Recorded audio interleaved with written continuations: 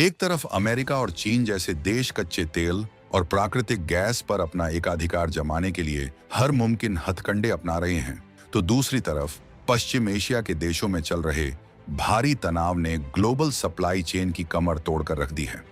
Iran और Israel के बीच की तनातनी ने दुनिया भर में गैस की कीमतों में आग लगा रखी है। लाल सागर से गुजरने वाले जहाजों पर मंडराते खतरे ने रातों रात ट्रांसपोर्टेशन का खर्च कई गुना बढ़ा दिया है, जिससे पूरी दुनिया की अर्थव्यवस्था एक बहुत ही नाजुक मोड़ पर आकर खड़ी हो गई है। यूरोप से लेकर एशिया तक हर देश इस बात से खौफजदा है कि अगर तेल और गैस की सप्लाई रुकी तो उनके कारखाने बंद हो जाएंगे, गाड़ियां थम जाएंगी और पूरी अर्थव्यवस्था ताश के पत्तों की तरह ढह जाएगी। आप खुद सोचिए, जिन पश्चिमी देशों ने हमेशा ऊर्जा संसाधनों पर राज किया है, आज वो भी खौफ के साए में जी रहे हैं। दुनिया के बड़े बड़े सुपर पावर गैस के नए विकल्प तलाशने में दिन रात एक कर रहे हैं और अरब देशों की तरफ टकटकी लगाए बैठे हैं कि किसी तरह उनका ऊर्जा का पहिया चलता रहे। लेकिन इसी भीषण ग्लोबल क्राइसिस के बीच एक ऐसी खबर सामने आई है जिसने दुनिया भर के मार्केट एनालिस्ट और ऊर्जा पंडितों के पसीने छुड़ा दिए हैं। जब पूरी दुनिया में तेल और गैस को लेकर मची हुई है त्राहिमाम, तब भारत में गैस भंडार को लेकर आई एक ऐसी गुड न्यूज जिसने हिला डाली दुनिया। राजस्थान के रेतीले रेगिस्तान ने अपने सीने से गैस का एक ऐसा विशाल भंडार उगला है जिसने ग्लोबल एनर्जी मैप पर टहलका मचा दिया है। खुद मोदी सरकार ने इस महाखजाने का ऐलान कर दुनिया को बता दिया है कि कैसे यह खोज भारत की तकदीर पलट कर रख देगी। दशकों से जिन विदेशी ताकतों को लगता था कि भारत हमेशा उनके कच्चे तेल का मोहताज रहेगा, आज उनकी नींदें उड़ चुकी हैं। आखिर राजस्थान की रेतीली जमीन के नीचे ऐसा क्या मिल गया है जिसने दुनिया भर के ऊर्जा बाजार में खलबली मचा दी है? कैसे यह खोज विदेशी निर्भरता को जड़ से उखाड़ फेंकेगी? और क्या है भारत का वो ढाकड़ मास्टर प्लान जो ऊर्जा के इस बड़े खेल में विकसित देशों को भी पीछे छोड़ देगा? पश्चिम एशिया में जब तनाव अपने चरम पर है और क्रूड ऑयल के दाम रॉकेट की तरह ऊपर नीचे हो रहे हैं, ठीक उसी वक्त भारत के हाथ एक जैकपॉट लग गया है। देश की जानी मानी पब्लिक सेक्टर महारत्न कंपनी ऑयल इंडिया लिमिटेड ने वो कर दिखाया है जिसकी उम्मीद किसी को नहीं थी। इस कंपनी ने राजस्थान के दांडेवाला फील्ड में प्राकृतिक गैस का एक बिल्कुल नया और अछूता जोन खोज निकाला है। यह कोई छोटी मोटी खोज नहीं है, बल्कि भारत के घरेलू ऊर्जा उत्पादन के इतिहास में एक मील का पत्थर है। दांडेवाला का यह इलाका थार के रेगिस्तान में छिपा वो खजाना है जो आने वाले समय में देश के ऊर्जा सेक्टर की रीढ़ बनने वाला है। इस तपते रेगिस्तान में जहां कभी पानी की एक बूंद के लिए तरसना पड़ता था, आज वहां से ऊर्जा का वो समंदर फूट पड़ा है जो पूरे देश की प्यास बुझाएगा। केंद्रीय पेट्रोलियम और प्राकृतिक गैस मंत्री हरदीप सिंह पुरी ने खुद सामने आकर इस ऐतिहासिक उपलब्धि का डंका बजाया है। उन्होंने बहुत ही स्पष्ट शब्दों में दुनिया को संदेश दे दिया है कि भारत अब ऊर्जा के लिए किसी के आगे हाथ नहीं फैलाएगा। ये नया गैस भंडार भारत की एनर्जी सिक्योरिटी यानी ऊर्जा सुरक्षा को फौलाद की तरह मजबूत करने और विदेशों से आने वाले महंगे तेल गैस पर निर्भरता को चकनाचूर करने की दिशा में एक ब्रह्मास्त्र साबित होगा। जब हम एनर्जी सिक्योरिटी की बात करते हैं तो इसका सीधा मतलब ये है कि कल को अगर दुनिया के किसी भी कोने में युद्ध छिड़ जाए या कोई ग्लोबल महामारी आ जाए और बाहर से तेल आना बंद हो जाए, तब भी भारत के कारखाने चलते रहेंगे, हमारी ट्रेनें और गाड़ियां दौड़ती रहेंगी और हमारे घरों के चूल्हे जलते रहेंगे। ऑयल इंडिया लिमिटेड की इस खोज ने इस भरोसे को और भी ज्यादा पुख्ता कर दिया है कि हमारी जमीन के नीचे प्रकृति ने हमारे लिए इतना कुछ संजो कर रखा है, बस उसे सही तकनीक और मजबूत इरादे के साथ बाहर निकालने की जरूरत है। इस नए खजाने से जुड़ी जो तकनीकी जानकारी सामने आई है वो और भी ज्यादा रोमांचित करने वाली है। केंद्रीय मंत्री हरदीप सिंह पुरी ने सोशल मीडिया प्लेटफॉर्म एक्स पर पूरी दुनिया के साथ यह खुशखबरी साझा की। उन्होंने बताया कि राजस्थान के दांडेवाला फील्ड में मौजूद कम गहराई वाले सानू फॉर्मेशन से पहली बार प्राकृतिक गैस का फ्लो पूरी ताकत के साथ शुरू हो गया है। सानू फॉर्मेशन असल में जमीन के नीचे पत्थरों और रेत की वो खास भौगोलिक संरचना है जहां गैस का यह असीमित भंडार सदियों से दबा पड़ा था। आप इसे ऐसे समझिए कि लाखों करोड़ों साल पहले जब धरती की भौगोलिक स्थितियां बदल रही थीं, तब पेड़ पौधे और जीव जंतु जमीन के बहुत नीचे दब गए थे। भीषण दबाव और तापमान की वजह से वही जीवाश्म आज गैस और तेल में बदल चुके हैं। सानू फॉर्मेशन उसी कुदरती तिजोरी का नाम है जिसकी चाबी अब भारत के हाथ लग चुकी है। अब यहाँ से हर दिन लगभग 25,000 स्टैंडर्ड क्यूबिक मीटर प्राकृतिक गैस बाहर निकल रही है। ये आंकड़ा कोई मामूली आंकड़ा नहीं है। यह गैस का वो निर्बाध प्रवाह है जो देश के कई उद्योगों को रफ्तार देने के लिए काफी है। जरा कल्पना कीजिए, हर दिन 25,000 क्यूबिक मीटर गैस का मतलब है हजारों घरों में 24 घंटे बिना रुके कुकिंग गैस की सप्लाई और दर्जनों छोटी बड़ी फैक्ट्रियों को चलाने के लिए भरपूर और सस्ती ऊर्जा। हरदीप सिंह पुरी ने इस मौके पर बहुत ही गर्व के साथ कहा कि ऊर्जा के घरेलू उत्पादन को मजबूत करने की भारत की कोशिश ने राजस्थान की धरती पर एक नया अध्याय लिख दिया है। इस एक सफलता ने भारत के आत्मनिर्भर बनने के सपनों में जेट इंजन लगा दिया है। अब देश के अंदर ही हाइड्रोकार्बन उत्पादन की क्षमता उस मुकाम पर पहुंच रही है जहां विदेशी ताकतें भी हमसे रश्क करेंगी। इस असंभव सी लगने वाली खोज को मुमकिन बनाने के लिए ऑयल इंडिया लिमिटेड के इंजीनियरों, वैज्ञानिकों और उनकी वर्ल्ड क्लास तकनीकी क्षमता की जमकर तारीफ हो रही है, जिन्होंने दिन रात एक करके रेगिस्तान का सीना चीरकर यह संजीवनी निकाली है। इन वैज्ञानिकों ने 50 डिग्री सेल्सियस की झुलसाने वाली गर्मी और रेत के तूफानों के बीच खड़े होकर ड्रिलिंग के उन जटिल ऑपरेशंस को अंजाम दिया है जो किसी हॉलीवुड थ्रिलर फिल्म के सीन से कम नहीं लगते। अब सवाल ये उठता है कि आखिर यह खोज भारत के लिए इतनी ज्यादा अहम क्यों है और इसका सही वक्त पर मिलना क्या मायने रखता है। दरअसल यह कामयाबी बिल्कुल उस समय पर भारत के कदम चूमी है जब देश अपनी लॉन्ग टर्म एनर्जी सिक्योरिटी यानी भविष्य की ऊर्जा जरूरतों को सुरक्षित करने के लिए दिन रात एक कर रहा है। आज का भारत बहुत तेजी से विकास कर रहा है, नई नई फैक्ट्रियां लग रही हैं, गाड़ियां बढ़ रही हैं और ऐसे में ऊर्जा की मांग आसमान छू रही है। दुनिया की चौथी सबसे बड़ी अर्थव्यवस्था होने के नाते भारत की ऊर्जा की भूख लगातार बढ़ रही है और इसे शांत करने के लिए हमें हर दिन लाखों बैरल तेल और गैस की जरूरत होती है। अभी तक भारत अपनी जरूरत का एक बहुत बड़ा हिस्सा अरब देशों और रूस जैसे देशों से इंपोर्ट करता आया है। इसमें देश का अरबों खरबों का विदेशी मुद्रा भंडार यानी हमारा अनमोल डॉलर खर्च हो जाता है। लेकिन राजस्थान का यह नया गैस भंडार विदेशी आयात के इस तिलिस्म को तोड़ने की दिशा में एक बड़ा हथौड़ा है। हर साल भारत जो पैसा दूसरे देशों को तेल खरीदने के लिए देता है, अगर वही पैसा देश के भीतर बचे तो उससे कितने नए अस्पताल बन सकते हैं, कितने नए हाईवे बन सकते हैं और कितनी बुलेट ट्रेनें चल सकती हैं, इसका अंदाजा लगाना भी मुश्किल है।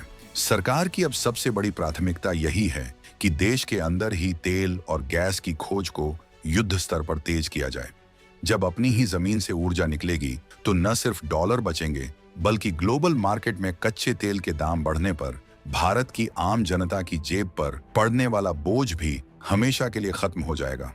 आप अक्सर देखते होंगे कि कैसे अंतरराष्ट्रीय बाजार में क्रूड ऑयल के दाम बढ़ते ही भारत में पेट्रोल, डीजल और गैस के दाम बढ़ जाते हैं और आम आदमी का बजट बिगड़ जाता है। राजस्थान की यह खोज इसी परेशानी का एक स्थायी समाधान बनने जा रही है। ये एक सच्चे और आत्मनिर्भर भारत की नींव है जहां हम अपने संसाधनों पर खुद राज करेंगे। इस शानदार खोज के बीच वो कंपनी जिसने यह करिश्मा कर दिखाया है, उसका वित्तीय प्रदर्शन भी दुनिया भर के निवेशकों की आंखें चौंधिया रहा है। ऑयल इंडिया लिमिटेड ने वित्त वर्ष 2025 से 26 की चौथी तिमाही में ऐसे नतीजे पेश किए हैं जो किसी भी प्राइवेट मल्टीनेशनल कंपनी को पानी पिला दें। अक्सर लोगों को लगता है कि सरकारी कंपनियां घाटे में चलती हैं या उनका काम धीमा होता है, लेकिन ऑयल इंडिया ने इन सारे मिथकों को चकनाचूर कर दिया है। इस सरकारी कंपनी ने चौथी तिमाही में अपने शुद्ध लाभ यानी नेट प्रॉफिट में 76% की जबरदस्त उछाल दर्ज की है। ये कोई छोटा मोटा जंप नहीं है, बल्कि ये दिखाता है कि कंपनी का काम कितनी तेज रफ्तार से चल रहा है और इसका मैनेजमेंट कितनी कुशलता के साथ फैसले ले रहा है। कंपनी का रेवेन्यू भी 10% की तेज बढ़त के साथ 10,013 करोड़ रुपए के पार पहुंच गया है। सबसे ज्यादा चौंकाने वाली बात है कंपनी का ऑपरेशनल परफॉर्मेंस। कमाई और खर्चे का गणित बताने वाला EBITDA पिछली तिमाही के 2,510 करोड़ रुपए से सीधे 31% की छलांग लगाकर 3,281 करोड़ रुपए पर पहुंच गया है। कंपनी का EBITDA मार्जिन जो पहले 27.5% था, वो अब बढ़कर 32.8% हो गया है। यह आंकड़े इस बात की गवाही दे रहे हैं कि सरकारी कंपनियां अब नए भारत में कितनी जबरदस्त एफिशिएंसी के साथ काम कर रही हैं।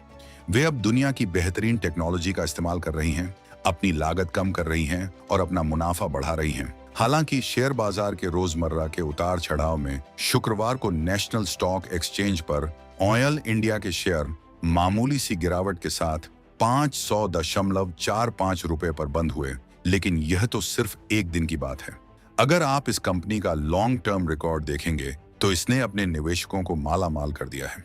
शेयर बाजार में जो लोग देश की ग्रोथ स्टोरी पर दांव लगाते हैं, उनके लिए यह कंपनी एक मल्टी बैगर साबित हुई है। पिछले 6 महीनों और 1 साल में इस शेयर ने लगभग 20% की सॉलिड ग्रोथ दी है।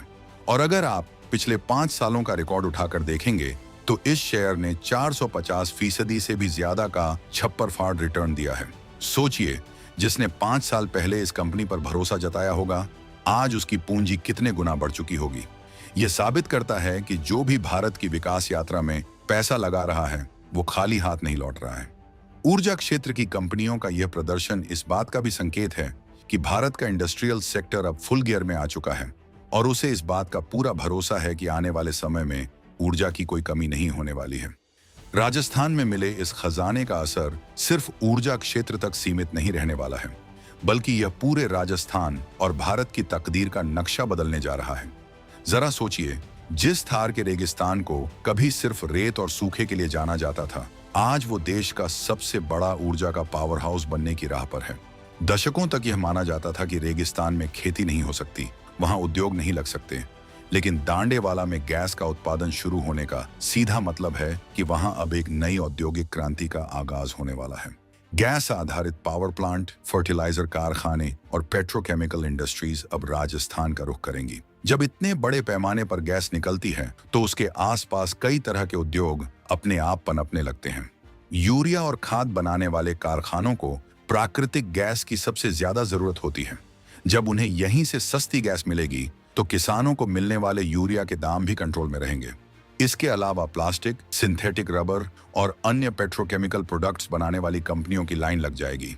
इससे वहां के स्थानीय लोगों के लिए हजारों की संख्या में प्रत्यक्ष और अप्रत्यक्ष रोजगार के नए अवसर पैदा होंगे। जो नौजवान कभी रोजगार की तलाश में बड़े शहरों की तरफ पलायन करते थे, उन्हें अब अपने ही घर के पास वर्ल्ड क्लास कंपनियों में काम मिलेगा। राज्य सरकार के खजाने में रॉयल्टी के तौर पर करोड़ों रुपए आएंगे, जिससे राजस्थान के इंफ्रास्ट्रक्चर, सड़कों, अस्पतालों और स्कूलों की तस्वीर पूरी तरह से बदल जाएगी। नई सड़कें बनेंगी, गैस पाइपलाइन बिछाने के लिए नए टेंडर निकलेंगे और पूरा का पूरा इकोसिस्टम एक झटके में अपग्रेड हो जाएगा। एक राज्य की तरक्की कैसे पूरे देश की जीडीपी को बूस्ट करती है, ये उसका सबसे बड़ा उदाहरण बनने वाला है। ये गैस जब देश के नेशनल ग्रिड में जाएगी तो उत्तर भारत के कई राज्यों में उद्योगों को सस्ती और सुलभ ऊर्जा मिलेगी। मेक इन इंडिया प्रोजेक्ट को जो ऊर्जा की खुराक चाहिए, वो अब सीधे राजस्थान की धरती से सप्लाई होगी। जिन विदेशी कंपनियों को भारत में प्लांट लगाना है, वो अब बेझिझक आ सकती हैं, क्योंकि उन्हें पता है कि भारत के पास अब अपनी खुद की निर्बाध पावर सप्लाई मौजूद है। लेकिन पिक्चर अभी यहाँ खत्म नहीं होती। राजस्थान का यह खजाना तो बस एक झांकी है, असली पिक्चर तो पूरे भारत के नक्शे पर फैली हुई है। दांडेवाला के अलावा भारत के पास 7 से 8 ऐसे विशाल गैस और तेल के भंडार हैं जो देश की ऊर्जा जरूरतों को पूरा करने के लिए साइलेंट वॉरियर की तरह काम कर रहे हैं।